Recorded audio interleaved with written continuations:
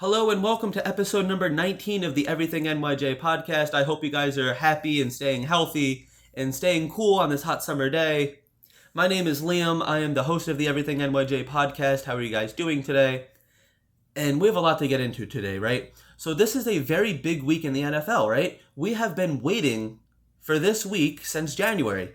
It is finally training camp week, right? It is a big week. We are all excited. Across the NFL, everybody is excited.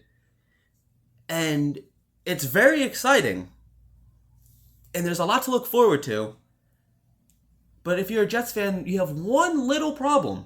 There's one little concern. And that is that our rookie quarterback, Zach Wilson, as of right now, as of Monday around 6 o'clock p.m., has not signed his rookie contract yet. Is it a big concern? I'm not going to panic too much about it. But yeah, this needs to get done this week. We saw Trevor Lawrence signed, Justin Fields signed, Elijah Moore signed, Elijah Vera Tucker signed. These guys all signed their rookie contracts, and then there was one, and then there was Zach Wilson, who is still yet to sign. Why is this? The money is all guaranteed, right? It's about $35 million a year, something like, $35 million, somewhere in that range. But right now they're going over, all the guarantees, all the incentives, all that kind of stuff, right? And I understand, I'm all for the players getting paid. And this is his agent doing his agent's job. His agent is doing his job. Doing what he is paid to do. Getting the most for your, player. The most for your client. I guess as the agent would refer to as Zach Wilson as his client. There's no veteran quarterback on the team, so I guess as of right now, we're rolling with Zach Wilson if and when he signs, Mike White, and James Morgan.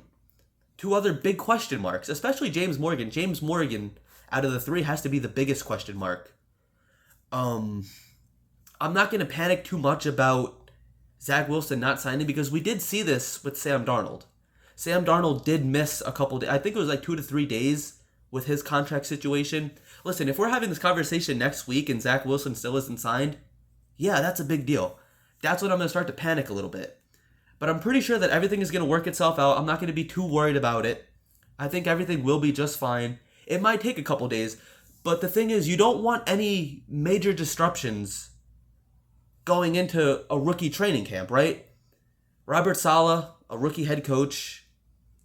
Zach Wilson, a rookie quarterback. They need all the time out there that they can get. And I understand that Zach Wilson is a team-first guy. But, his agent is going to be his agent and do his job. I understand that. But I just, I hope it gets done really quick. I understand that these things don't always work out right away. There's a lot of hardball being played. I understand that. But, let's just hope that this doesn't drag out too long. Let's hope this doesn't become a problem. And let's hope that this doesn't really ruin the morale of the locker room, right? A lot of the guys like Zach Wilson. Zach Wilson, he's hanging out with the guys, going to Islanders games, going to Brooklyn Nets games, going to Knicks games. This team got really close this offseason. I'd really hate to see something happen like this and cause a little bit of friction in the locker room. I don't think that will really be the case. Players don't really tend to get into like that kind of business with other players. But you never know, man. I don't want this to become an ongoing issue. I don't think it will, but just putting it out there, I really don't want something like that happening, right? So like I said, training camp is starting this week, and there are a few positions to watch, right? Starting on the offense, right guard position. This is a big position, right? There's a lot of guys that, coming in and out. Who's it going to be? I think Greg Van Roten will be the starter. He's probably going to win the starting job. But I would like to see Cam Clark get a couple reps and possibly even become the starter, later on this season or maybe even next year. Because the whole idea is to keep the starting offensive line young. Let them all gel and grow together. This way we don't have to worry about the offensive line for the next 5-10 years. Let's hope that we can kind of keep that continuity. Something that we didn't really do with Sam Darnold. Also, it's very possible that Alex Lewis may win the starting job. I don't think that he is going to. But he does have that starting experience. And he could actually, if he doesn't get cut, him or Connor McDermott could also become the starting right guard. It's not a bad problem to have, guys. If you guys have multiple guys that could start, that's a good problem to have. I'm excited to watch Tristan Hodge actually See if he could become a starter. I want to see him in training camp. I understand he's probably going to be like on the practice squad. He's probably going to be a depth guy. But he did go to college with Zach Wilson. He went to BYU, so they do have that chemistry right there, So, like I said, it's not the biggest concern. I'm pretty sure that whoever wins the starting job, right guard, is going to be in pretty good hands. And, if God forbid, if there is an injury, because like I said, I do think that Greg Van Roten is going to win the position. But, if he happened to go down, Alex Lucas could step up. Cam Clark could even come in, which I really want to see. I hope he gets some reps, even if he isn't the day one starter. I hope, as the year goes on, he does get some more reps. But, if he doesn't, then he doesn't, whatever. He is a draft pick. He's still an unknown. He's one of the 2020 unknown draft picks along with James Morgan. So you kind of want to see what these guys have, right? Let's hope that we definitely get to see him in preseason, which I think we will. But like I said, if Greg Van Roten goes down or somebody else goes down, I think that there is quality depth at that position that somebody could go in, and I don't think it will really be a drastic change or a drastic downgrade if somebody else comes in. Let's at least hope it's not. So another position that I want to talk about is the tight end position, right? And this is Chris Herndon's last year to show us something, right? If he doesn't ball out and have a big season this year, then he's most likely done. He hasn't been productive since 2018, his rookie season. And I understand 2019 he was suspended and he dealt with some injuries. So Ryan Griffin in 2019 was forced to step up and become that starter. And Ryan Griffin had a lot of potential. He was one of Sam Darnold's favorite targets. And then he actually suffered a leg injury. And 2020, both Ryan Griffin and Chris Herndon, they weren't productive. Chris Herndon was just, a fumbling machine. He was dropping easy passes. And then Ryan Griffin, actually even came out and said that he may never be the same again after that leg injury. And I understand towards the ending of last season, Chris Herndon, he did start to come alive. He had a couple touchdowns. But this year in OTAs, there was also talk that he was dropping easy passes and he was fumbling in OTAs. And I just think that we need to see more consistency from Chris Herndon, right? If Chris Herndon could get whatever is in his head blocking, whatever it is, if he could tune that out and be the Chris Herndon that we know has some potential. Listen, last season, I was ready to give up on Chris Herndon, right? I don't want to see him on the team this year. I really don't. If I'm being completely honest with you, I am over the Chris Herndon experience. Could he have that breakout season? Absolutely. Do I think he's going to have a huge monstrous season? No, I don't. And if Chris Herndon and Ryan Griffin underperform, we may actually end up seeing Tyler Kroft come in. I know Tyler Kroft was a big hit in Buffalo. A lot of Bills fans like Tyler Kroft. I don't think that he is that number one starting material, though. But we may even see Trayvon Wesco. I don't think that we're going to see a lot of Trayvon Wesco in the tight end position, just because he's very good in the fullback role, right? We may even see George Fant come in as a blocking tight end. I don't think that we have a number one starting tight end on this roster. And that could be a major concern going into, the draft next year. And I don't want to be the guy talking about, the 2022 draft, right? I don't want to be talking draft before we even get in the season. For all we know, let's say something crazy happens and Chris Herndon balls out. And he scores, 6-7 touchdowns and he has, 600 passing yards or something like that, receiving yards, It's not impossible. It's not unheard of. But I think the chances are slim. I think there's a better chance that Chris Herndon is a bust, to be completely honest with you. We saw flashes in 2018, but what has he done since then? Really nothing. He had a couple nice catches and maybe 2 touchdowns last season, but that's it. There's been a real regression of him. There's been a real lack of progress ever since 2018. And I think next year in the draft, it's not, unlikely to think that we might be drafting a tight end in the early rounds of the draft. Maybe we get like Atlanta. Maybe we draft like a Kyle Pitts early. Somebody like him. That caliber. We're going to need a solid tight end eventually. I understand this season with all the holes we had on the team, we still needed a quarterback. We needed to upgrade the offensive line. We needed another number one wide receiver. So this year in the draft, it wasn't the year to be drafting a tight end. Maybe we would have in the later rounds, but I think even at that point, it would have been a depth piece, if anything. But I don't know, man. I just really think that we don't have a starting number one tight end on this team. Prove me wrong. I hope Chris Herndon proves me wrong. I want to be wrong about this. I just don't think I'm going to be.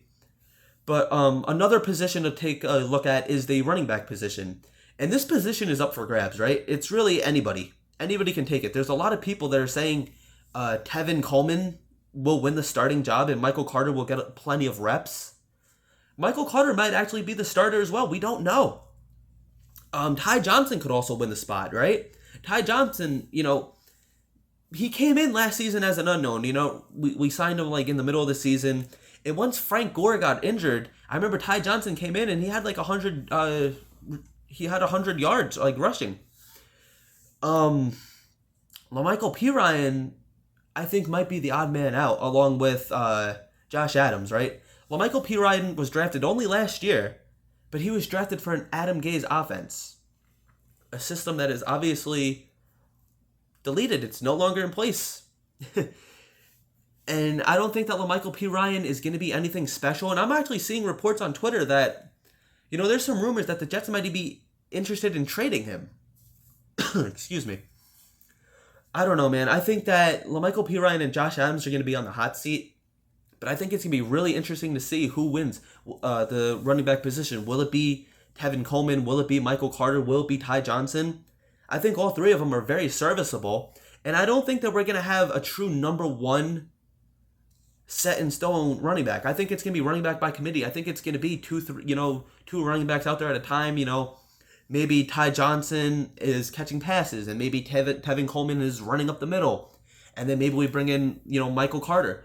We're going to see in preseason probably who's going to win this position because it's all young at that position. Anybody can walk away being the starter, right? And that's really the great thing about this position. Again, not a bad problem to have. Anybody can walk away with this starting job.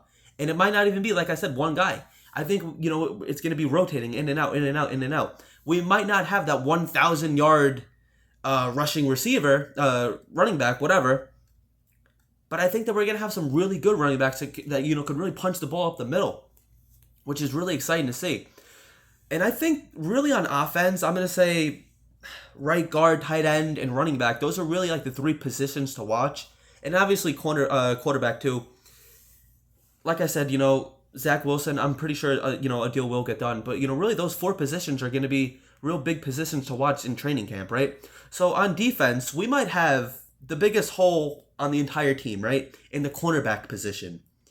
We have a lot of inexperience in that secondary at the cornerback position. Bless Austin, I think, might actually have the most experience on that roster. And he's a number 2 corner at best. And, excuse me, the Jets can't even go out and sign a veteran cornerback, right? Steven Nelson went to the Eagles for a cheap $4 million deal.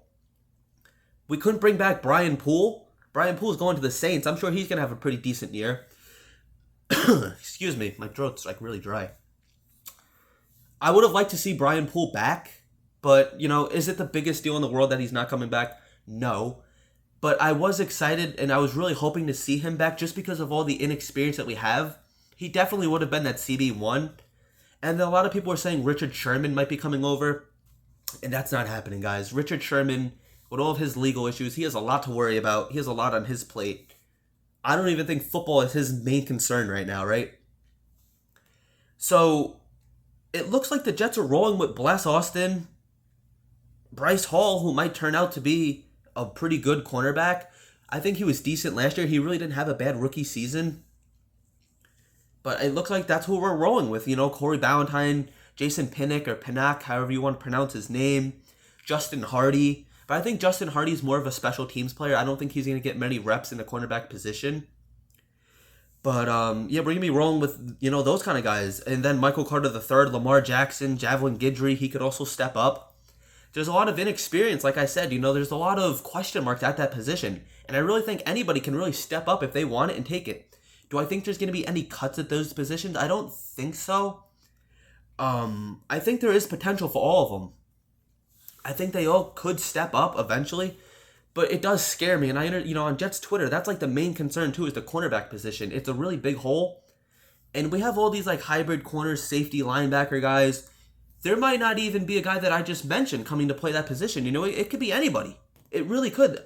The days of the Revis and Camardi like era, those days are gone, right? I don't think we're gonna have that big number one cornerback, especially this season. Somebody could step up and shock us. It happens every year. You have that breakout player that you're not expecting who really just steps up and takes off.